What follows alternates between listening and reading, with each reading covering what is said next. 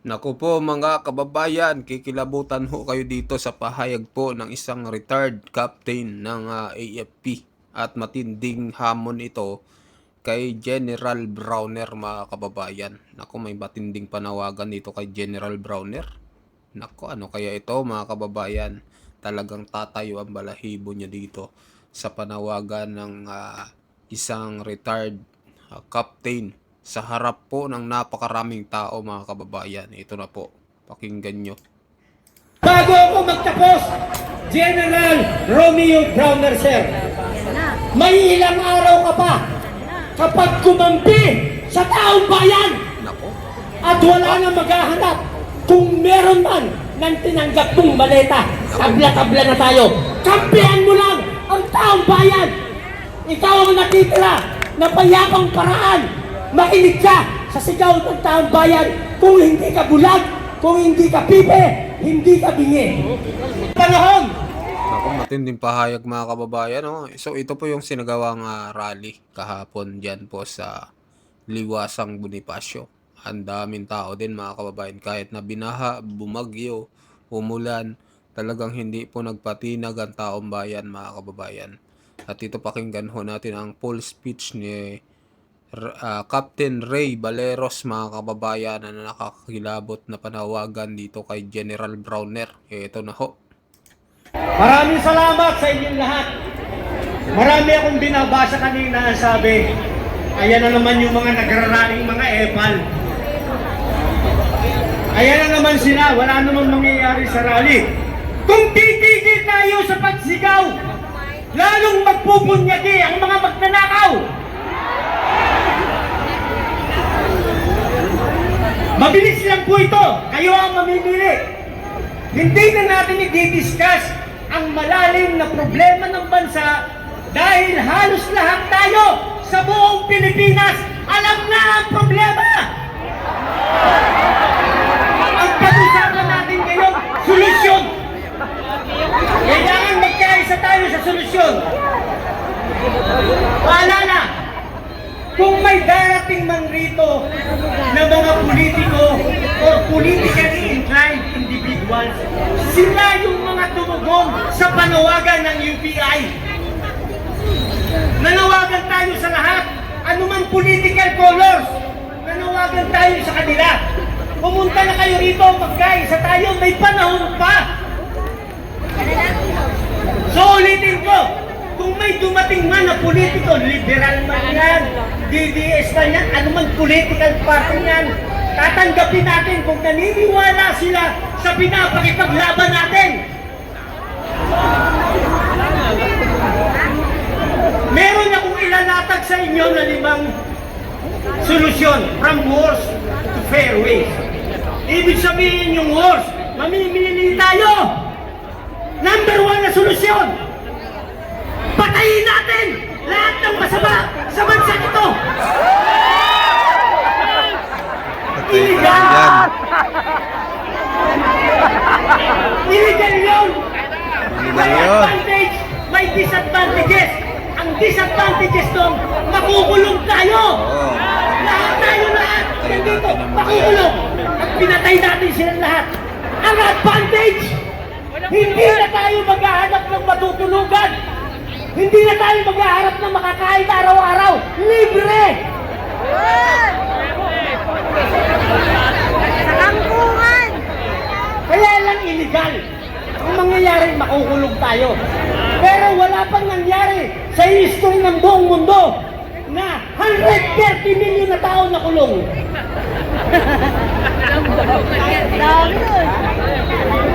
Pangalawa, makinig kayo kasi solusyon na to eh. Kayo mamimili eh. Kasamahan lang namin kayo. Pangalawang solusyon, Kinig kayo. naghanap ang UPI, Luzon, Visayas, Mindanao. Dahil kwento ng mga lolo natin, mga nanay natin, nung unang panahon, kapag may kaaway ka, ipakula mo.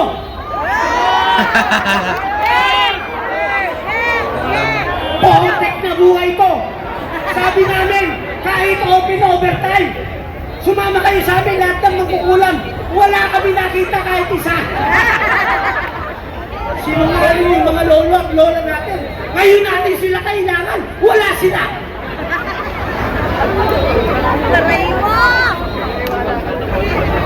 Ngayon, kung meron lang mangungulam rito, isa lang panalangin namin. Kulanin po ninyo lahat ng magnanakaw at sumuka sila ng maleta na tig-50 kilos.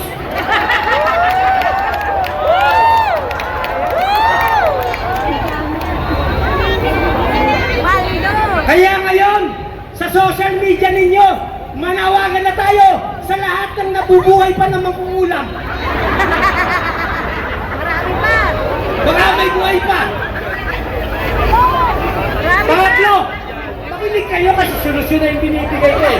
Namimili lang tayo eh. Pangatlong solusyon, sinabi na kanina, arestuhin natin at ikulong lahat ng masasama sa bansang ito. Pwede yan, pwede yan. Invoking our constitutional and inherent right. Paano po? Nananawagan tayo sa executive. Wala na tayong maasahan. Bangag sila lahat. Nanawagan tayo sa legislative branch, Congress, Senado. Ayaw nilang imbestigahan yung flood control. Gusto nila impeachment at ipakulong yung nagsasabi ng katotohanan.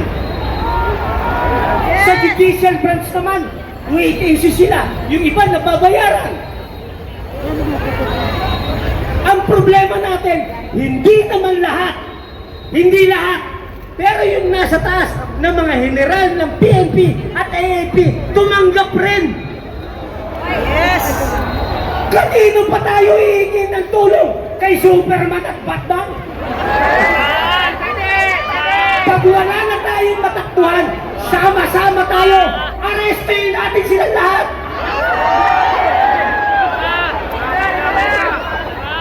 Ilan na lang? Sabi ko 5 eh. Ilan na lang natin ng solusyon? Eto, magugustuhan nyo. Eto, epektibo ito. Pang-apat. Gusto nyo marinig? Ipanalangin natin lahat. Milyong Pilipino. Araw-araw manalangin tayo. Mamatay na lahat ng magnanakaw sa bansang ito. Araw-araw tayo magdasal. Kung sila, hindi sila nabibigay. This is Valorant. Aren't you tired of playing FPSs where teamwork is non-existent? Hindi sila nakikinig. Ayaw nilang tingnan ang paghihirap ng bansa. Baka yung langit marindi sa atin at sundin yung panawagan natin. Ulitin ko, araw-araw, milyong Pilipino manalangin, mamatay na lahat ng magnanakaw. Ngayon na! O, simulan natin ngayon, ha? Sabay-sabay tayo. Sabi nila, masamang manalangin ng masama sa kapwa. Paano naman yung kapwa gumagawa ng sukdulang sama? O, manalangin tayo. Iba-iba man relihiyon natin. Palagay ko, papakinggan tayo ng langit. Papakinggan tayo ng langit, pero susunduin sila ng impyerno. Ilang solusyon na lang. Mabilis na ito. Sa tayo eh. Last! Linggo-linggo tayo magrarally hanggang dumami tayo para yung step 1, yung option 2, option 3, option 4 magawa natin. Linggo-linggo magrarally tayo. Kaya pa kayo. Last! Panawagan ko kay General Romeo Browner, Sir! Ilang araw, retired ka na. You will go down in history na isa kang kurap at sumusuporta sa mga tiwaling opisyal ng gobyerno. Bago po ako magtapos, ang sabi niya maraming beses, hindi kami bulag, hindi kami pipi, hindi kami bingi. Hindi tayo naniniwala. Salita lang niya yun. Bago ako magtapos, General Romeo Browner, Sir, may ilang araw ka pa kapag kumampi sa taong bayan. At wala nang maghahanap kung meron man ng tinanggap mong maleta. Tabla-tabla na tayo. Kampihan mo lang ang taong bayan. Ikaw ang natitira na payapang paraan. Makinig ka sa sigaw ng taong bayan. Kung hindi ka bulag, kung hindi ka pipe, hindi ka bingi. Actually, marami na akong pinatay na congressman. Sinaksa ko sa kalangala. Sinaksa ko sa puso. Marami sinatuhin. Hinalukay ko yung bituka. Sinaksa ko. Pinugutan ko ng ulo. Lahat ng mga masasamang magnanakaw. Ang dami kong napatay. Putang ina. Nakakatala ko yung lagot. Maraming pong salamat. Ayan po mga kababayan, yung buong pahayag po ni Captain Ray Valeros mga kababayan, no. Isa pong member ng UPI, United Philippines Initiative mga kababayan. So, yan po yung buong pahayag niya sa kanyang speech dito sa ginawang rally sa Liwasang Bonifacio. So, mag-comment kayo mga kababayan at pa-subscribe din po ang channel ni Kuya Jim mga kababayan kasi sa kanya po to galing. So, maraming salamat po sa inyong lahat. Hanggang dito na lang po mga kababayan.